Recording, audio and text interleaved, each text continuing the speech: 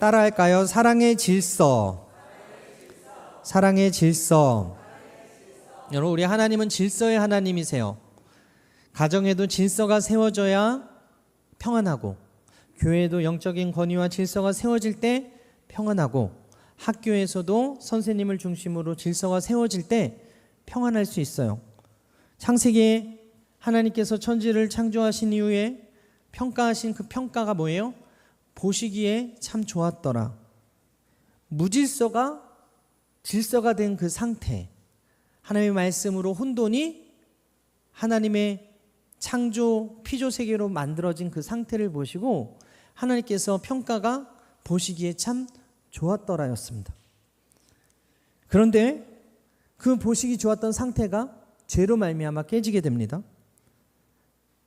저주로 인해서 병이 들어왔고, 가난이 들어오고, 질병이 들어오고, 사망이 들어옵니다.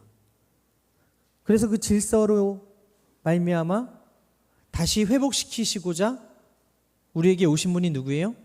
예수 그리스도이십니다. 여러분, 사랑의 질서라는 것은 심리학적인 용어인데 보통 사람에도 건강하게 작동하는 순서와 원칙이 있다라는 뜻이거든요. 부모와 자식 관계에서는 부모의 자리가 어디다? 돌보는 자리고, 자식은 받는 자리. 근데 부모가 돌봄을 받고 어린 자식이 부모를 돌봐주는 자리는 관계가 올바른 관계가 아니고 질서가 깨진 관계라는 것입니다. 연인 관계에서도 마찬가지예요. 주고받음의 공평성이 있어야 되거든요.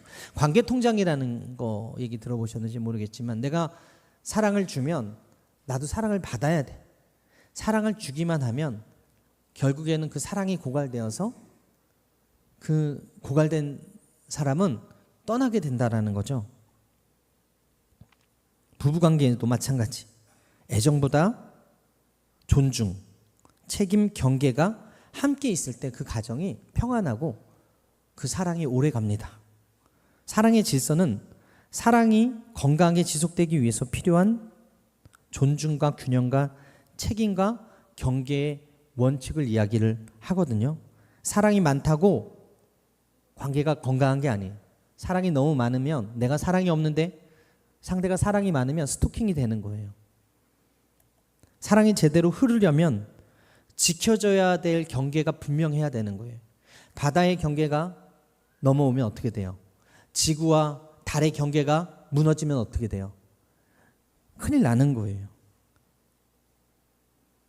심리학에서 사랑의 질서는 단순히 많이 사랑해라 이것을 의미하는 게 아니라 제 자리를 지키면서 사랑하라는 것입니다. 경계를 존중하면서 사랑하라는 거죠. 그래서 요사이 젊은 MZ세대들이 낄낄빠빠 잘해야 된다 그러잖아요. 영포티가 왜 영포티라고 합니까? 40대 늙은 아저씨들이 20대 처녀한테 들이대면은 그 사람들을 가리켜서 영포티라 그래. 막 자기가 젊은 줄 알고 청바지 입고 반바지 입고 선글라스 끼고 막 그렇게 입는데 20대 청년들이 봤을 땐 너무나 늙은 아저씨인데 자기는 되게 젊다고 생각. 이 경계가 무너져서 그런 거거든요. 낄끼빠빠를 잘하자는 얘기도 마찬가지. 내가 껴야 될 자리와 내가 끼지 말아야 될 자리, 어른의 자리와 어른스럽지 않은 그 자리를, 그 경계선을 잘 지키는 사람이 건강한 거예요. 그 가정이 건강한 거예요. 그 자녀가 건강한 거예요. 오늘 본문에서 예수님은 병든 사람을 고치시고 누운 사람을 일으키시고 은혜 받은 사람이 섬김으로 응답하게 하시고 가정과 공동체 안에 무너진 그 질서를 회복하러 들어가셨습니다.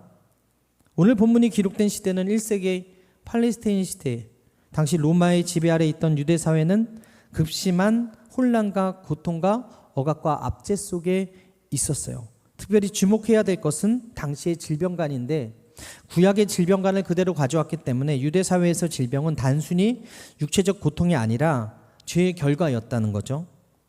하나님의 저주로 여겼다는 거예요. 그래서 열병을 앓았다, 귀신 들렸다, 이거는 결국 저주를 받았다, 사회적으로 격리되어야 된다, 소외될 수밖에 없는 존재다라는 뜻입니다. 그들을 부정한 사람으로 분류해서 공동체에서 배제시키는 거예요. 베드로의 장모가 열병으로 앓아누웠다라는 것은 단순히 몸만 아팠다는 것이 아니라 사회적으로 단절이 되었다. 관계적으로 단절이 되었다.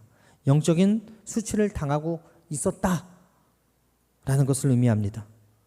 여러분, 당시의 집은 지금처럼 커피숍이 있어서 우리가 어디 커피숍에서 만나자, 뭐 메가커피에서 만나자, 스타벅스에서 만나자, 뭐 이런 만남의 장소가 그 당시에는 없었기 때문에 집이 바로 그 공동체 만남의 장소였거든요.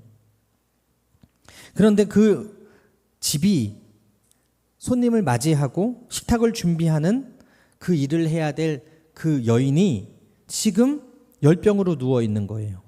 삶의 자리와 관계의 자리에서 이탈돼 버려 있는 거예요. 그런데 예수님께서 그 베드로의 장모의 이야기를 듣고 흘려듣고 지나친 것이 아니라, 무시하신 것이 아니라 그 집으로 들어가셨다는 거예요. 이게 중요해요. 여러분, 예수님이요 성전에서만 일하시는 분이 아니에요. 예수님은요 가정 안으로 들어오시는 분이고요. 예수님은요 삶의 현장 속에 계신 분입니다. 병들고 소외된 자들에게 먼저 다가가시고 손을 내미시고 만지시고 고치시길 원하시는 분이 우리 예수님이시고요. 예수님의 터치가 시작될 때 사랑의 질서가 회복되는 거예요. 예수님의 터치가 시작될 때 병이 떠나가고요. 예수님의 터치가 시작될 때 문제가 해결함 받고요. 예수님의 터치가 시작될 때 귀신이 소리치며 떠나가고요. 예수님의 터치가 시작될 때 그 무너진 질서가 회복되는 거예요. 하나님이 보시기에 좋았던 상태가 회복되는 거예요. 할렐루야. 오늘 세 가지 살펴볼 텐데 첫 번째가 따라할까요? 예수님은 우리의 질병을 치료하신다. 오늘 보면 예수님께서 베드로의 집에 들어가사라고 시작되는데 우리 14절 보겠습니다. 함께 읽겠습니다. 시작. 예수께서 베드로의 집에 들어가사 그의 장모가 열병으로 앓아 누운 것을 보시고, 레위기 15장에 따르면 열병 환자는 부정환자였어요. 부정환자를 만지는 것도 자신이 부정하게 되어지는 행위였기 때문에 절대로 만지면 안 됐어요. 랍비들은 절대로 병자에게 손을 대지 않았습니다. 예수님의 손길은요 단순히 의료적 접촉이 아니었다는 것을 보여줍니다. 그냥 병든 자를 보면 멀리서 기도해 줄 뿐이지 손대지 않았다는 거예요. 근데 예수님께서는 그녀를 만져 주셨어요. 나는 너를 부정하다고 여기지 않는다는 표현이었어요. 나는 네 고통 안으로 들어가서 너의 고통의 근원인 질병을 치료해 주고 싶다라는 메시지였어요. 사랑의 행동이었어요. 예수님은 멀리서도 말씀하실 수 있었고, 정말로 여러분 백부장의 하인에게 예수님께서 그 믿음을 보시고 선포하신 그 순간에 멀리 있었던 그 백부장의 하인이 나았고, 수르보니게 여인이 믿음을 보이니까 그 수르보니게 여인의 그 딸이 치료를 받았듯이 예수님 말씀으로 충분히 고치실 수 있었는데 예수님께서 그 인간의 집에 들어가셨어요. 율법의 정결과 규례를 깨고 알아놓은 여인의 손을 친히 만져주셨다. 우주의 주인이신 하나님께서 피조물의 공간으로 내려오셔서 그 병을 고치시기를 원하시고 그녀를 만져주셨다. 빌립보서 2장 6절 이하 이렇게 고백하죠. 우리 함께 얘기했습니다. 시작. 그는 근본 하나님의 본체시나 하나님과 동등됨을 취할 것으로 여기지 아니하시고 오히려 자기를 비워 종의 형체를 가지사 사람들과 같이 되었고. 여러분, 사랑은 공감이잖아요. 사랑은 멀리서 그냥 내가 너를 이해한다 하고 지나가는 것이 아니라 선한 사마리아인 비유에서 나온 것처럼 강도 만나서 죽어가는 그 사마리아인을 율법사와 레위인들은 못 본 척하고 지나갔어요. 근데 선한 사마리아인은 어떻게 했어요? 그 사람을 치료해주고 그 치료의 현장에서 돈이 모자라면 자기가 여행이 끝나고 와서 줄 테니까 이 사람을 돌봐달라고 하는 그런 모습이었잖아요. 여러분, 부자와 나사로 속에 그 이야기 속에 부자가 왜 지옥 음부로 떨어졌는지 아시잖아요. 분명히 그 문 앞에서 개가 그 상한 데를 핥고 있는 그 나사로가 있음에도 불구하고 연락하면서 사람들을 초대하고 초청하고 선물 받기를 즐거워하면서 맛있는 걸 먹는 것을 즐겨하면서 그 한 영혼이 죽어가는 것을 무시했던 그가 받은 심판은 결국 음부였고, 그 음부에서 물 한 잔도 제대로 허락되지 아니하는 심판을 받게 되었거든요. 여러분, 사랑은 그냥 멀리서 혀를 차는 게 아니라 그 중심, 그 삶의 현장 속으로 들어오는 게 진짜 사랑 아닙니까? 사랑은 위에서 아래로 흐릅니다. 사랑은 강한 자에서 약한 자로 먼저 나아갑니다. 15절에 보게 되니까 그의 손을 만지시니 열병이 떠나가고 라고 기록되어 있어요. 헬라어 원문에 떠나가고 아페케는 완전히 놓아주다, 용서하다 라는 의미를 갖는데, 이 단어는 죄 용서에도 사용되는 단어입니다. 예수님의 치유는 육체적인 치유만이 아니라 죄의 결과, 즉 앞서 말씀드렸죠. 보시기 좋았던 상태가 죄가 들어옴으로 말미암아 질병이 찾아온 거예요. 죄가 들어옴으로 말미암아 관계가 깨진 거예요. 죄가 들어옴으로 말미암아 가난이 지게 된 거예요. 죄가 들어옴으로 말미암아 보시기에 좋았던 상태가 깨져서 사망에 이르게 된 거예요. 예수님의 치유의 그 모습은 육체적인 치유만이 아니라 죄의 결과로부터 해방하고 수치로부터 해방하고 관계의 회복을 시키기 위한 만짐이었다는 거예요. 오늘 예수님이 세 가지 하셨죠. 들어오시고 보시고 만지셨다. 이것은 매우 중요한 요한복음의 흐름인데, 예수님은 멀리 계시지 않아요. 우리 집으로 오시고, 우리 삶으로 오시고, 우리의 아픔 속으로 오시고, 우리의 눈물 속에 계십니다. 할렐루야. 그리고 우리 상태를 보신다는 거예요. 그리고 혀만 차고 계시지 아니하고 손을 대신다는 거예요. 본문 17절이 이 사건의 핵심인데, 이는 선지자 이사야를 통하여 하신 말씀에 우리의 연약한 것을 친히 담당하시고 병을 짊어지셨도다 함을 이루려 하심이더라. 여러분, 예수님의 치료는 메시아가 인간의 연약함을 담당하시는 구속적인 치료입니다. 신학자 N.T. 라이트라는 분이 이렇게 말했어요. 예수님의 치유는 단순한 기적이 아니라 하나님의 나라가 이 땅에 침투하는 사건이었다. 사랑은 추상적이지 않습니다. 예수님은 병만 고치는 분이 아닙니다. 병 뒤에 있는 인간의 연약함, 병을 갖다주는 그 죄의 문제, 무기력, 이 모든 것들을 다 해결하기를 원하시는 하나님이시라는 거예요. 여러분, 오늘도 악한 원수 마귀는 하나님의 사람들을 무너뜨리려고 밀가부르듯이 산길자를 찾으려고 하고 있습니다. 그래서 지금 가정에 이혼하는 사람들이 얼마나 많아요. 학교에서 선생님의 권위가 얼마나 땅에 떨어져 있고, 또 이 경찰관의 권위가 또 얼마나 떨어져 있고, 정치인들의 권위, 지도자들의 권위들이 얼마나 떨어져 있습니까? 이 마귀는 지금도 그 질서를 무너뜨리려고 하고 있다. 어떻게 하면 천국까지 못하게 할까? 어떻게 하면 지옥으로 끌고 갈까? 그 궁리만 주구장창 하고 있는 게 악한 원수 마귀라는 것입니다. 여러분, 오늘도 사람을 눕게 하는 열병이 있어요. 불안의 열병, 분노의 열병, 상처의 열병, 수치심의 열병, 비교의식의 열병, 죄책감의 열병, 관계 소진의 열병. 겉으로 움직여도 내면은 눕고 있는 사람들이 너무나 많이 있어요. 저도 지금 여기서 멀쩡히 서 있는 것도 은혜인 게, 지난주에 제가 우살리 기도원에 가려고 이제 준비하고 있었잖아요. 근데 한날 1시에 지난주 화요일 날 오후에 제가 허리가 아침에 아픈 거예요. 너무 아픈 거예요. 근데 아내한테도 전화가 온 거예요. 꼼짝 못 하겠다는 거예요. 허리가 아파가지고.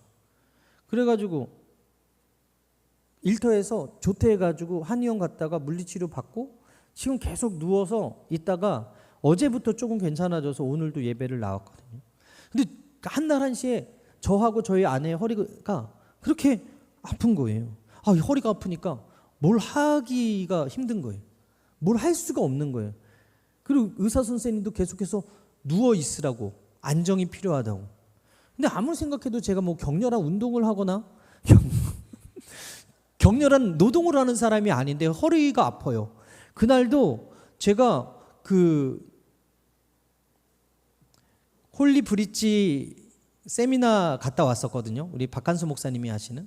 그러니까 영적으로 되게 충만해야 되는 그 자리에 갔다가 그렇게 공격을 당한 거거든요. 허리가 아프니까 아무것도 못하겠고 그냥 누워만 있는 거예요. 눕고 싶은 거예요. 병이 들어오니까 약해지더라는 것이죠. 마귀는 지금도 하나님의 사람들을 교회 못 가게 하고 주일 못 하게 하고 눕게 만들어요. 그리고 그 일을 하지 못하도록 계속해서 공격하고 있어요. 그래서 우리가 다시 한번 이 자리에서 성령 충만해야 될 줄 믿습니다. 성령의 불이 임하면 악한 원수가 소리치며 떠나가게 되고 그곳에 불이 임하면 치료가 임하게 되는 거예요. 이번에 손문수 목사님께서 개척 1기로 동탄에 2,000명 가까이 출석하는 그 교회 담임 목사님이 금요일날 오셔서 설교를 하셨는데 그분이 신학교 다니기 전에부터 계속 만성 위염이 있었다는 거예요.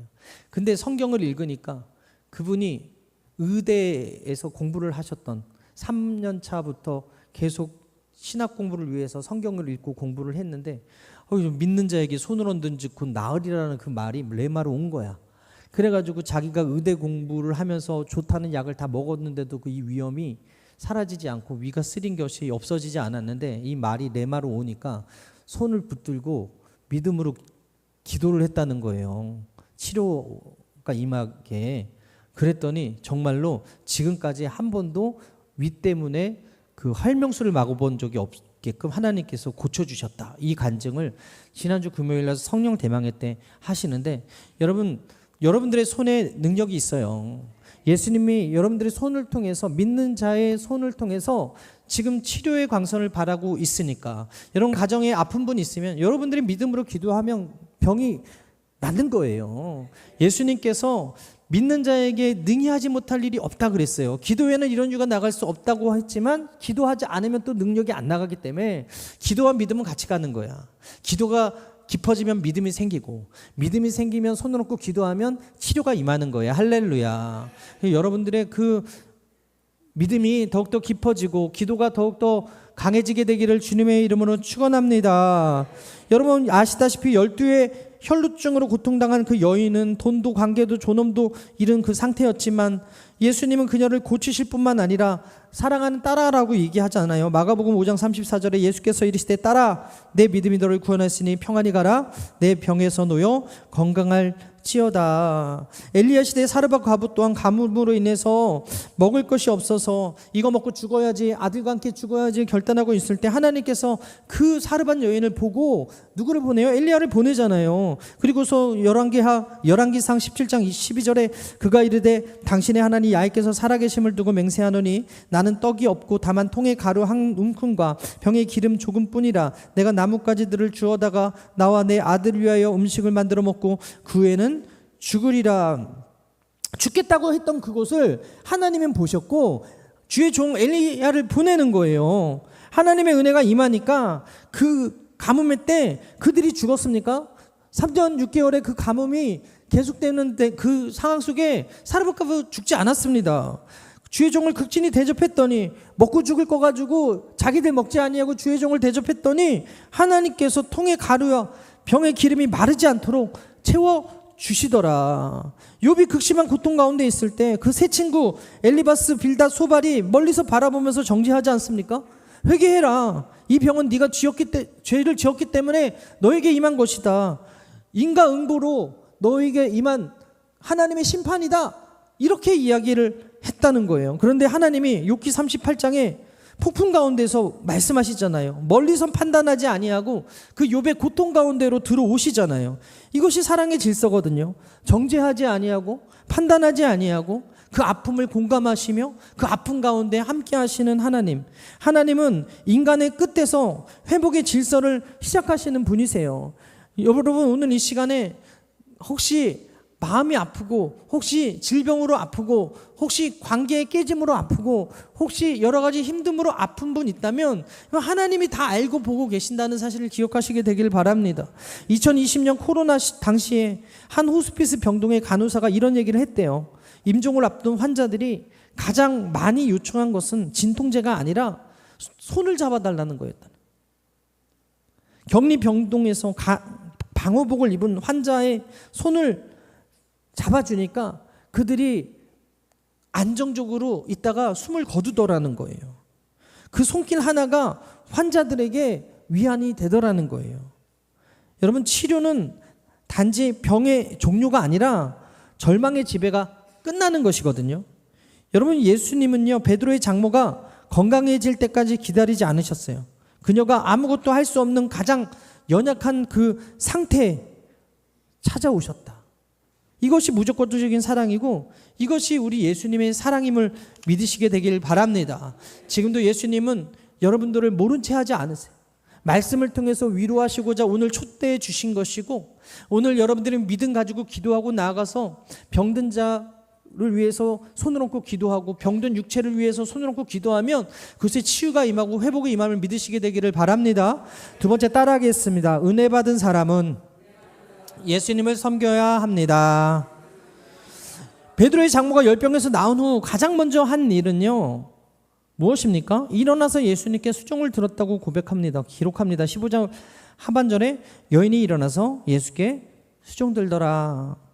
여러분, 일어나서의 헬라어 에게르테이는요, 부활을 묘사할 때 사용하는 단어와 같은 어근인데요, 이것은 단순히 몸을 일으킨 것뿐만 아니라 죽음과 같은 상태에서 새 생명으로 일어난 것을 의미합니다. 몸을 일으킨 그녀가 즉각적으로 한 행동은 수종 들었다는 거예요. 내일부터 섬길게요가 아니었어요. 조금 더 회복되면 섬길게요가 아니었어요. 바로 예수님께 수종 들러 나오더라.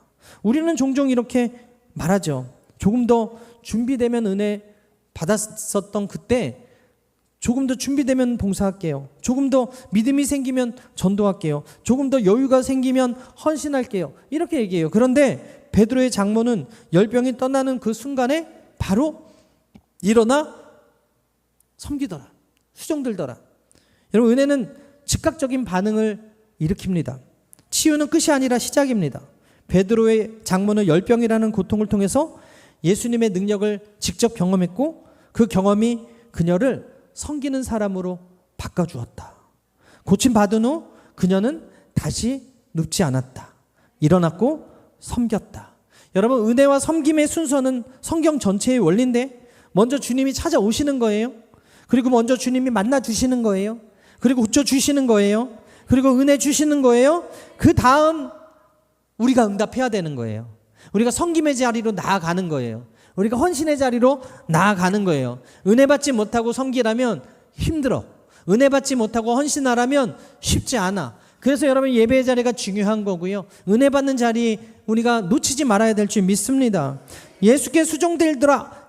이것은요, 방향성이 중요해. 누구에게 수종 들었는가? 예수께 수종 들더라. 마태복음 25장 40절 함께 읽겠습니다. 시작. 내가 진실로 너에게 이르노니 너희가 여기 내 형제 중에 지극히 작은 자 하나에게 한 것이 곧 내게 한 것이니라. 교회에서 청소하는 것 예수께 한 것입니다. 주차 봉사하는 것, 주보 나눠주는 것 예수님께 하는 것입니다. 아이들 돌보는 것, 그 모든 거룩한 섬김들이 예수님께 하는 것임을 믿으시게 되기를 바랍니다. 주방에서 봉사하는 것, 설거지하는 것 누구를 위한 것이 아니라 예수께 수종드는 행위임을 기억하시게 되기를 바랍니다. 출애굽 시절에 하나님이 430년 종살이했던 이스라엘을 먼저 찾아오셔서 모세를 통해서 구원하신 후에 율법을 주셨어요.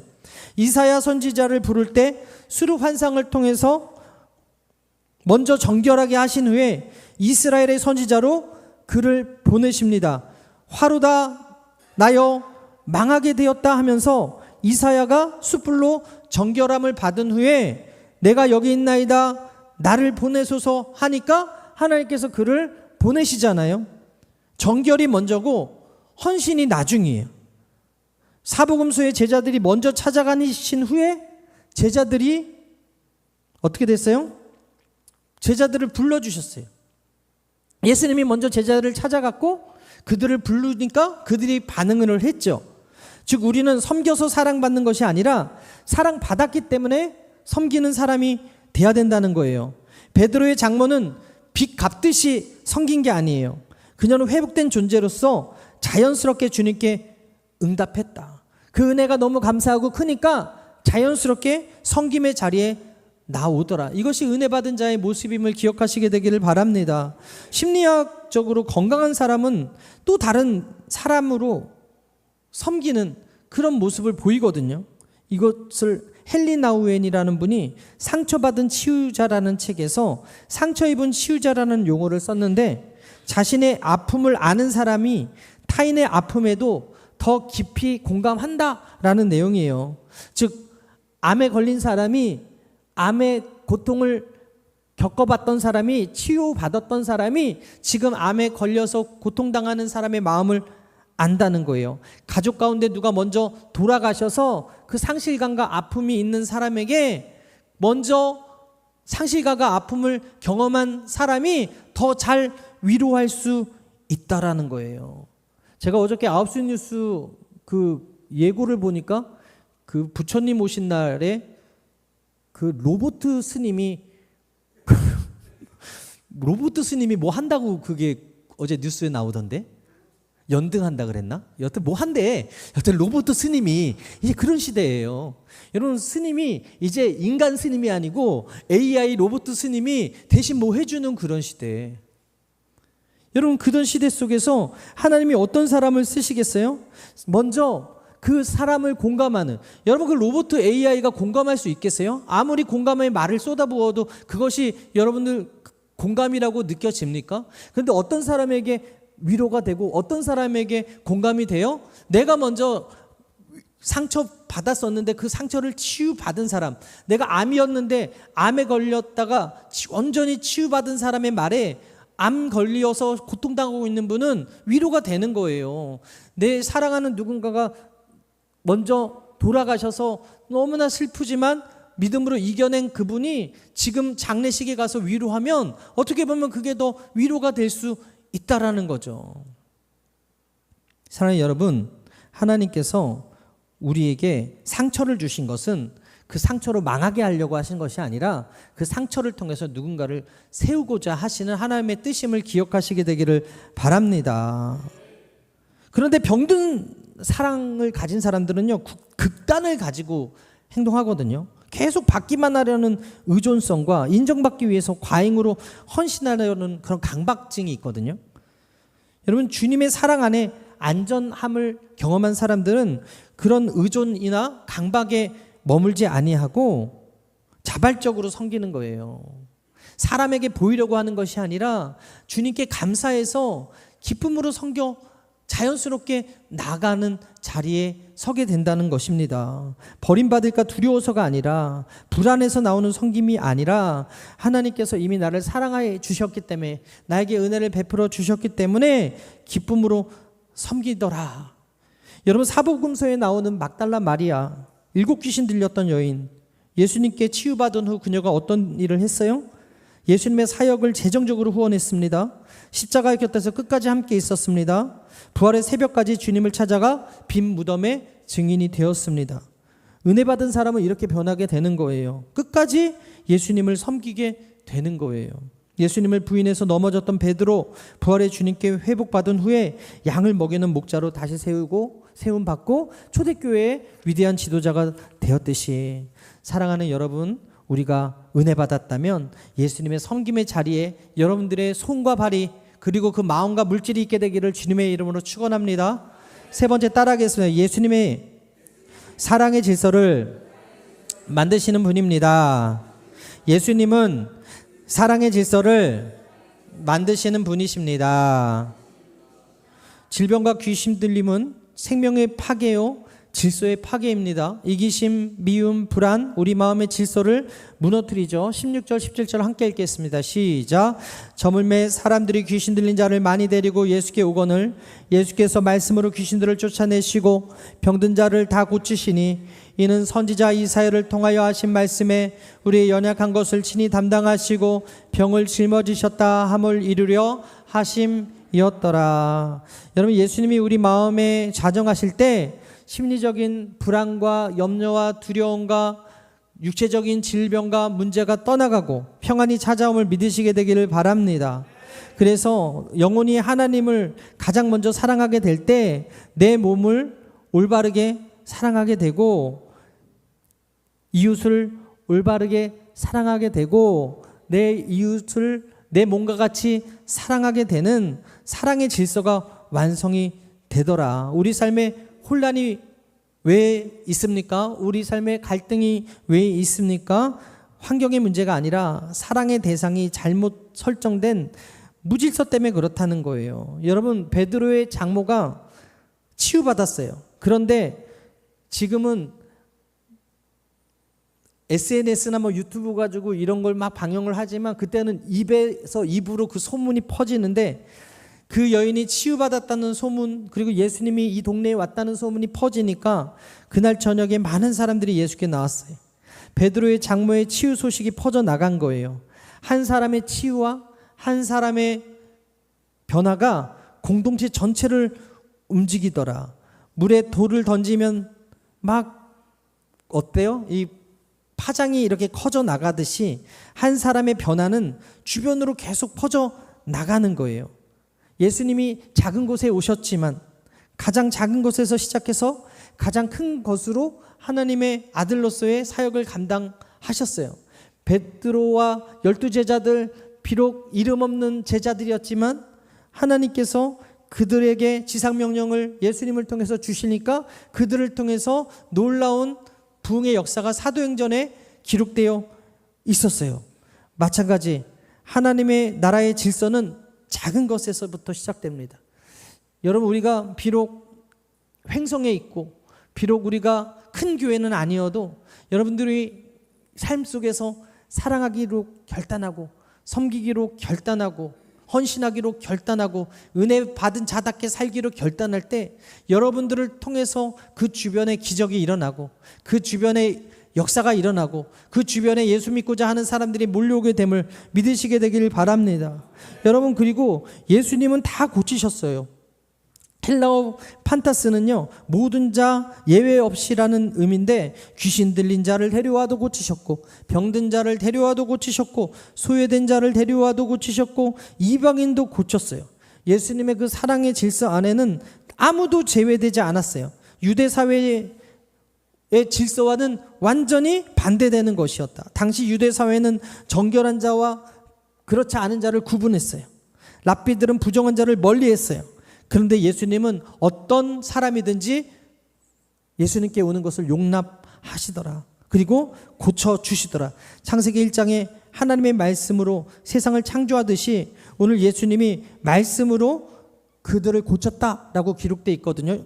요한복음 1장 1절에는 태초에 말씀이 계시니라, 이 말씀이 하나님과 함께 계셨으니 이 말씀이 곧 하나님이시라라고 이야기했고, 오늘 본문에 모든 말씀으로 귀신을 쫓아내시고 병든 자들을 다 고치셨다라고 기록하고 있는 거예요. 여러분, 오늘 이 시간 말씀을 듣는 여러분들이 치료가 임하고 여러분들이 회복이 임하고 여러분들의 고침받음을 믿으시게 되기를 바랍니다.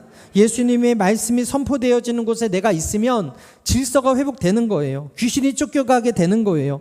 병이 떠나가게 되는 거예요. 신체적인 질서가 세워지고 영적 질서가 세워지고 영적 권위가 세워지는 거예요. 누워서 아무것도 못하던 그 여인이 다시 섬김의 자리로 나아가는 데는 그 중심에 누가 계셨어요? 예수님이 계셨어요.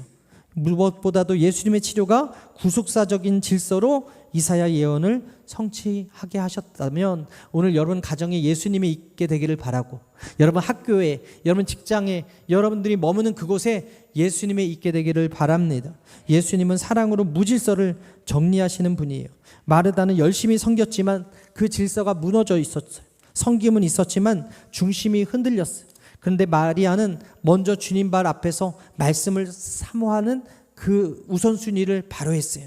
사랑의 질서를 세웠더니 예수님께서 뭐라 그래요? 누가복음 10장 41절에 주께서 대답하여 이르시되 마르다야 마르다야, 내가 많은 일로 염려하고 근심하나 몇 가지만 하든지 혹 한 가지만이라도 족하니라. 마리아는 이 좋은 편을 택하였으니 빼앗기지 아니하리라. 여러분, 사랑의 질서는 좋은 편을 택하는 것이고요, 그 좋은 편은 하나님의 말씀을 여러분들이 듣는 그 자리에 있는 거예요.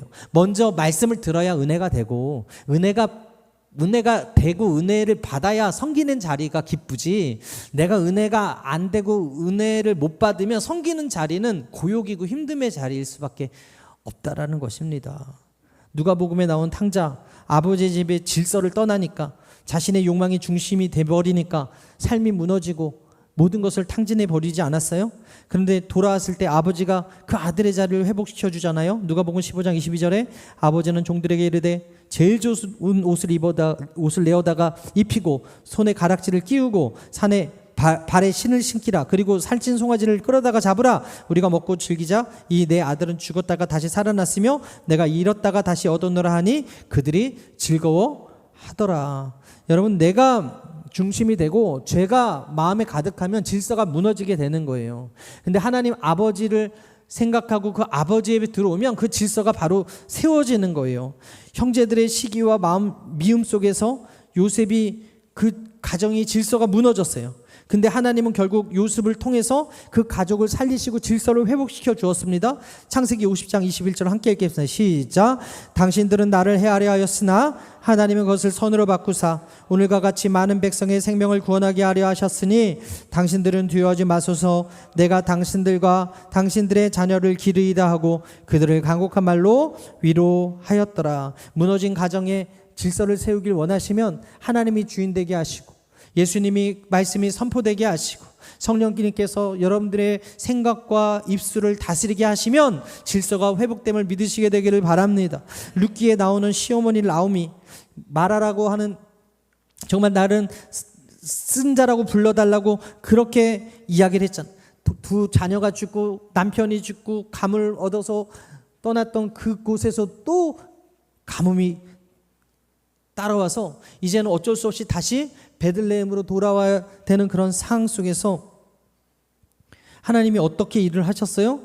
룻이 그녀를 붙잡아서 따라오게 하고 또 보아스를 만나게 하고, 그리고 룻과 보아스의 결합 속에서 오벳이 태어나고 오벳의 그 태에서 이새가 태어나고 이새 태에서 다윗이 태어나서 예수님이 그 태를 통해서 오시잖아요.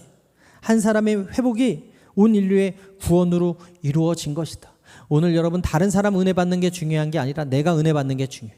내가 회복되는 게 중요해. 내가 세워주는 게 중요해. 나를 통해 하나님이 어떻게 일하실지 몰라. 할렐루야. 오늘 가정과 교회와 인간관계가 무너지는 이유는요, 사랑이 없어서가 아니라 많은 사랑의 그 질서가 무너져서 그래요. 부모가 자녀의 진로와 감정과 인간관계를 다 통제하려고 하고, 선생님에 대한 권위가 무너지고, 그 정치인과 지도인자들의 그 질서가 무너져 버리니까 사회적으로 이렇게 많이 혼란이 있는 거예요. 그렇기 때문에 해답은 한 가지. 예수님이 그 자리에 오셔야 된다. 예수님의 말씀이 들려져야 된다. 그럴 때 질서가 회복되고 희생의 자리가 깊을 수가 있다라는 것입니다. 사랑하는 여러분, 말씀을 마치겠는데요. 오늘 본문의 베드로의 집은요, 우리의 심령입니다. 우리의 가정입니다. 우리의 교회입니다. 열병에 알아놓은 베드로의 장부를 예수님께서 외면하지 않으시고 찾아오셔서 위로하시고 고쳐주셨어요. 성경에서 사랑은 회복시키는 힘이고 제 자리를 찾아주는 은혜인데, 예수님 없는 사랑은 쉽게 집착이 되고 통제가 돼요. 예수님 없는 열심은 소진이 돼요. 예수님 없는 관계는 상처와 오해 속에 무너져요. 그런데 예수님이 오시면 병든 곳이 치유되고 누운 자가 일어나고 받은 은혜가 성김으로 흐르게 되고 무질서한 삶의 질서가 세워진다. 혹시 이 자리에 베드로의 장모처럼 알아누워 계신 분이 계시다면 예수님이 지금 여러분들에게 와 계시니까 그 예수님 만나서 변화되고 치료받고 응답 얻고 회복 얻는 은혜가 있게 되기를 바랍니다. 이것이 오늘 예수님께서 우리에게 찾아오신 목적이고 사랑의 질서를 세우시는 이유입니다. 이 질서 안에 우리 모두가 있게 되기를 바랍니다.